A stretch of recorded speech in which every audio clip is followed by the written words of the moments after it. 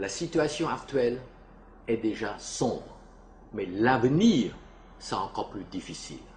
Et ces difficultés proviennent de l'OMC, c'est-à-dire l'Organisation mondiale du commerce, plus connue sous le nom de mondialisation ou de globalisation pour les anglophones. Mais c'est quoi la mondialisation, me direz-vous?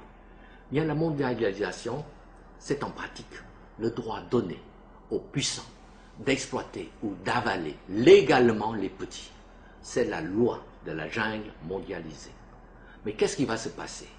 Prenons l'exemple des accords de partenariat économique, ou APE. Eh bien, ces APE vont entrer en vigueur le 1er janvier 2008, c'est-à-dire dans 2 mois.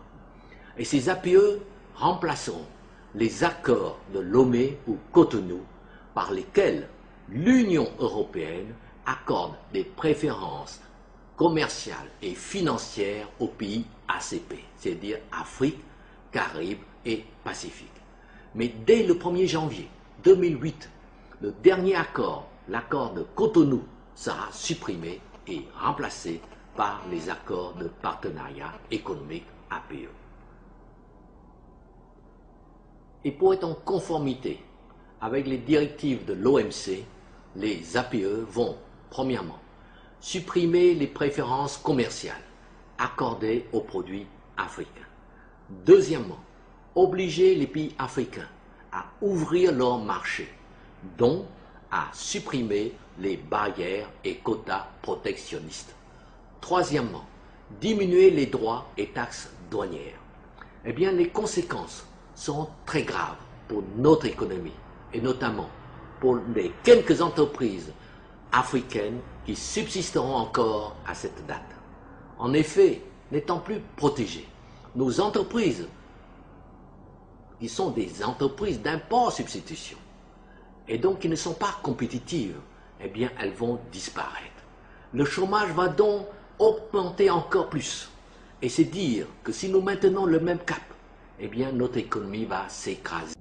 Face à ces problèmes, est-ce qu'on peut rejeter la mondialisation, comme l'ont suggéré José Bové et les altermondialistes? Eh bien, la réponse est claire, c'est non. Nous ne pouvons pas la rejeter, car notre pays, la Côte d'Ivoire, a déjà signé et ratifié les accords de l'OMC, tout comme les 147 autres États d'ailleurs. Alors que faire? Eh bien, c'est le moment d'adopter une positive attitude. Et pour cela, il faut considérer la mondialisation comme la langue d'Ésope. Elle peut être la meilleure ou la pire des choses. En effet, la mondialisation peut signifier la pire des choses, c'est l'ouverture de notre marché. Mais également, la meilleure des choses, c'est l'ouverture de tous les marchés mondiaux à nos produits. Alors, profitons-en pour conquérir tous ces marchés avec de nouveaux produits transformés par la Côte d'Ivoire. Et c'est cela, l'attitude positive et conquérante à l'instar des pays asiatiques émergents, comme vous le savez.